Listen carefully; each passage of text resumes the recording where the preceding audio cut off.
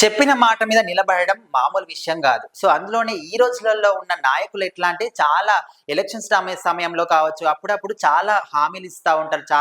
వాటన్నిటి మీద కూడా నిలబడడానికి చాలా కష్టపడతా ఉంటారు. సో, మరి అలాంటి సందర్భాల్లో ఇప్పుడు నారా లోకేష్ మాత్రం ఇచ్చిన మాట మీద నిలబడి తాను ఏంటో నిరూపించుకున్నాడు. సో, ఇక్కడ మనం చూస్తున్నట్లయితే గత 3 రోజుల క్రితం సోషల్ మీడియాలో గల్ఫ్‌లో తన ఏజెంట్ మోసానికి బలైపోయి విపరీతమైన కష్టాలు ఎదుర్కొంటున్న శివ అనే వ్యక్తి గురించి ఆయన ఒక వీడియోని షూట్ చేసి అక్కడ తాను కష్టాలు పడలేకపోతున్నాను, మాట్లాడడానికి ఇక్కడ మనుషులు లేరు, నీళ్లు కావాలంటే 5-6 కిలోమీటర్లు నడిచి వెళ్ళి వాటిని మోసుకొచ్చి ఇక్కడ పావురాలకి మేకలకి పెట్టాల్సి వస్తుంది.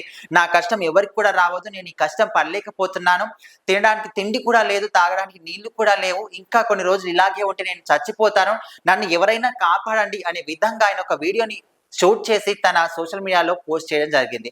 సో ఆ వీడియో చాలా వైరల్ కావడం, అంటే తను ఆ పడుతున్న బాధని చాలా మందికి కూడా కనెక్ట్ అయిందనమాట. సో గల్ఫ్ లోకి వెళ్ళి ఏజెంట్ చేస్తున్న మోసాలకు బలైపోయి ఈయన ఒక్కడే కాకుండా చాలా మంది ఇలాంటి అభాగ్యులు అక్కడ ఎన్నో కష్టాలు ఎదుర్కొంటున్నారు. సో మరి ఈయన వీడియో వైరల్ అయ్యి ఈ విషయం కాస్త నారా లోకేష్ దృష్టికి వెళ్ళింది. సో ఆయన ఏదో ఒక విధంగా ఖచ్చితంగా ఈ వ్యక్తిని కాపాడాలి, ఆ కష్టాల్లో నుంచి బయటికి తీసుకొచ్చి స్వరాష్ట్రానికి ఏదో ఒక విధంగా ఖచ్చితంగా తీసుకురావాలనే విధంగా కూడా ఆయన హామీ ఇవ్వడం జరిగింది. సో ఆ హామీకి తగ్గట్టుగానే అక్కడ వాళ్ళతోని మాట్లాడి, ఎన్ఆర్ఐస్ ఎవరైతే ఉంటారో వాళ్ళతోని మాట్లాడి అక్కడ ఉన్న ఏవైతే రూల్స్ అండ్ రెగ్యులేషన్స్ ఉంటాయో వాటన్నిటిని కూడా పూర్తి చేసి తొందరలోనే రేపో మాపో ఆయన స్వరాష్ట్రానికి కూడా తీసుకొచ్చే విధంగా నారా లోకేష్ హామీ ఇవ్వడం జరిగింది. ఇప్పుడు ప్రజెంట్ అయితే శివ అనే వ్యక్తి అక్కడ ఉన్న ఎవరైతే వీడియో పోస్ట్ చేశారో శివ అనే వ్యక్తి ప్రజెంట్ అయితే కువైట్ లోని ఇండియన్ ఎంబసీకి చేరుకోవడం జరిగింది. సో మరి అక్కడ నుంచి ఇంకా కొన్ని రోజులు 2-3 రోజుల్లోనే ఇక్కడ ఉన్న రూల్స్ అండ్ రెగ్యులేషన్స్ కొన్ని ఉంటాయి కాబట్టి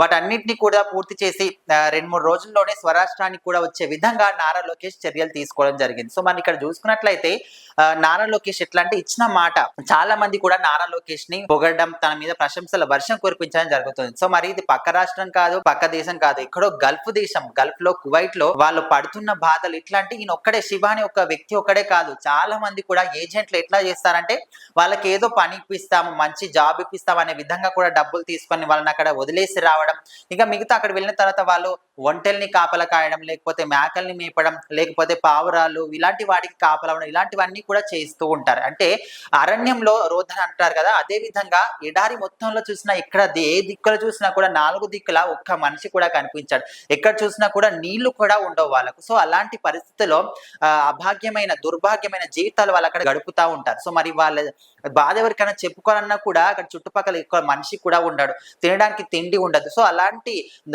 దుర్భాగ్యమైన జీవితాలు అక్కడ గడుపుతా ఉంటారు. సో అలాంటి చాలా మంది ఉంటారు. సో అలాంటి వాటిల్లో ఈయన మాత్రం ఆయన పడుతున్న కష్టాలు నేను పడలేను, ఇంకా నేను ఈ కష్టాలు తాళలేను, సో ఎవరైనా కాపాడండి అనే విధంగా వీడియో షూట్ చేసి పోస్ట్ చేయడం ద్వారా తనకు మాత్రం ఈరోజు ఊరట లభించిందని చెప్పుకోవచ్చు. సో మరి ఇలాంటి నాయకులు కూడా చాలా తక్కువగా ఉంటారు. ఇచ్చిన మాట మీద నిలబడడం అంటే మామూలు విషయం కాదు. చాలా మంది చాలా హామీలు ఇస్తూ ఉంటారు. ఇప్పుడు ఏదో ఫేమ్ కోసం అనో, లేకపోతే ప్రజల్లో పేరు రావడానికో, ఇంకేదో ఒక విధంగా సరే మా దృష్టికి వచ్చింది కదా కాపాడతాంలే అనే విషయంగా ఏదో మాట పూర్తికి చెప్తా ఉంటారు, తర్వాత దాని గురించి మర్చిపోతారు. సో ఈయన అట్లా కాకుండా అది ఎప్పుడైతే తన దృష్టికి వీడియో వచ్చిందో అప్పటి నుంచి దీనికి కావాల్సిన కార్యాచరణ అంతా కూడా సిద్ధం చేసుకొని ఆ విషయం గురించి ఫాలో అప్ అయ్యి దాన్ని కాపాడే దిశగా ఇప్పుడైతే ప్రజెంట్ అయినా కువైట్ లోని ఇండియన్ ఎంబసీలో ఉన్నంత వరకు కూడా ఈయన దాని గురించి ఆలోచించి దాని గురించి చర్యలు తీసుకోవడం జరిగింది.